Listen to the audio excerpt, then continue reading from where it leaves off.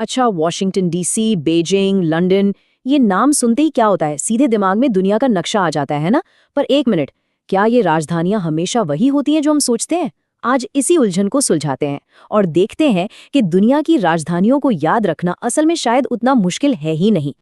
तो दुनिया में करीब करीब 195 देश है और इसका सीधा सा मतलब हुआ याद रखने के लिए 195 राजधानियां। अरे बाप रे, ये नंबर सुनकर तो किसी को भी चक्कर आ सकता है, सही कहा ना? पर घबराने की बिल्कुल जरूरत नहीं है। तो सवाल ये उठता है कि इतनी लंबी लिस्ट को भला कोई याद करे तो करे कैसे? देखिए, रट्टा मारना तो कोई सल्यूशन है नहीं।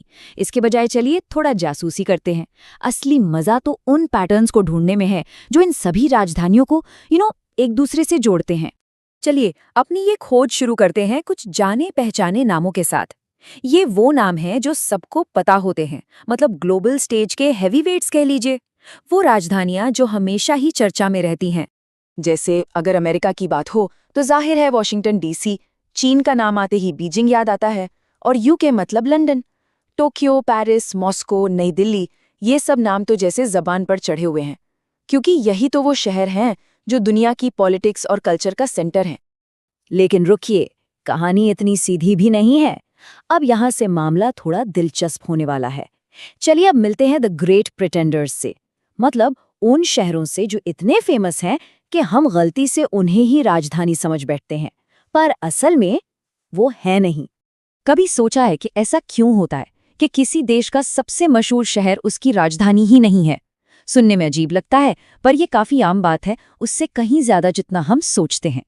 सबसे पहला और सबसे बड़ा उदाहरण तो ऑस्ट्रेलिया का ही है। सिडनी। ओपेरा हाउस की फोटो देखकर कौन नहीं सोचेगा कि वही राजधानी है, पर असलियत में राजधानी है कैनबरा। जी हाँ, कैनबरा, एक ऐसा शहर जिसे बिल्कुल स्क्रैच से सिर्फ और सिर्फ राजधानी बनने के लिए ही डिजाइन किया गया था। और ऐसी ही कहानी ब्राजील की भी है। रियो डी जेनेरियो, कार्निवल, बीच पूरी दुनिया में फेमस है, लेकिन 1960 से देश की असली कमान ब्राजीलिया के हाथ में है। एक और ऐसा शहर जिसे खास तौर पर राजधानी के तौर पर ही बसाया गया था। और हाँ, तुर्की को कैसे भूल सकते हैं? इस्तांबुल, जो सदियों तक महान साम्राज्यों का दिल रहा, वो आज राजधानी नहीं है। नहीं, ये टाइटल मिला है अंकारा को। ये शहर तुर्की के मॉडर्न बनने और एक नए दौर में कदम रखने का सिंबल है। तो आखिर ऐसा होता क्यों है? इसके पीछे कई बड़े स्ट्रेटेजिक कारण होते हैं। कभी कभी तो जैसा हमने ब्राजीलिया के केस में देखा, राजधानियां पूरी प्लानिंग के साथ बनाई जाती हैं। कभी कभी ये एक तरह का पॉलिटिकल समझौता होता है, ताकि दो बड़े शहरों की आपसी लड़ाई खत्म हो जाए। और कई बार किसी शहर को इसलिए चुना जाता है क्योंकि वो देश के बीच में होता है या फिर ज्यादा महफूज जगह पर होता है। अच्छा, तो ये तो हो गए थोड़े मुश्किल वाले केस। अब जरा कुछ आसान शॉर्टकट भी देख लेते हैं, क्योंकि कभी कभी जवाब देश के नाम में ही छुपा होता है। ये वाला पैटर्न तो शायद सबसे आसान है। मेक्सिको की राजधानी, अरे मेक्सिको सिटी, और क्या, ग्वाटेमाला की ग्वाटेमाला सिटी। सेम कहानी पनामा और कुवैत के साथ। कभी कभी नाम में हल्का फुल्का फर्क होता है, जैसे ब्राजील का ब्राजीलिया या अल्जीरिया का अल्जियर्स, पर कनेक्शन तो साफ साफ दिखता है ना। ये तो बहुत ही काम का शॉर्टकट है सच में। चलिए, अब तक तो सब सीधा साधा था, पर अब हम कुछ ऐसे अजीबोगरीब मामलों की बात करेंगे जो सारे नियम कानून तोड़ देते हैं। तैयार हो जाइए। ये हैं कैपिटल सिटी क्वर्क्स, यानी राजधानी की कुछ अनोखी बातें। जरा सोचिए, क्या हो अगर किसी देश की एक नहीं बल्कि एक से ज्यादा राजधानियां हों। हाँ, सुनने में थोड़ा अजीब जरूर लगता है, पर कुछ देश हैं जो एक देश एक राजधानी वाले रूल को फॉलो ही नहीं करते। और इसका सबसे बड़ा, सबसे क्लासिक एग्जाम्पल है साउथ अफ्रीका, जिसकी एक नहीं, दो नहीं, बल्कि पूरी तीन राजधानियां हैं। जी हाँ, 3। प्रिटोरिया में सरकार का सारा एग्जीक्यूटिव काम होता है। केप टाउन में पार्लियामेंट बैठती है, मतलब लेजिस्लेटिव कैपिटल। और ब्लूम फॉन्टेन है देश की जुडिशियल कैपिटल। मतलब पावर को बांटने का क्या ही अनोखा तरीका है।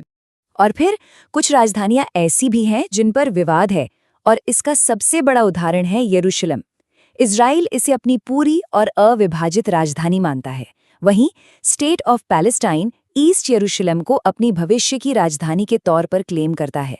तो ये एक बहुत ही कॉम्प्लेक्स पॉलिटिकल मुद्दा है जो हमें दिखाता है कि राजधानियों का ये टॉपिक कितना गहरा और सेंसिटिव हो सकता है। तो इन सब बातों का निचोड़ क्या है? देखिए, सबसे जरूरी बात यह है कि 19 राजधानियों की पूरी लिस्ट रटने की कोई जरूरत नहीं है, बिल्कुल नहीं। असली खेल है इन पैटर्न्स को पकड़ने का, चाहे वो प्रिटेंडर्स वाले शहर हों या नाम वाला कनेक्शन हो या फिर वो अजीबोगरीब केस। ये सब पैटर्न हमें दुनिया को बेहतर समझने में मदद करते हैं। और जाते जाते एक सवाल जो सोचने पर मजबूर करता है, आज की इस डिजिटल दुनिया में जहां रिमोट वर्क है, सब कुछ कनेक्टेड है, वहां एक कैपिटल सिटी होने का मतलब क्या रह गया है? क्या किसी एक शहर का, एक फिजिकल जगह का वो पहले जैसा महत्व आज भी है? सोचिएगा जरूर।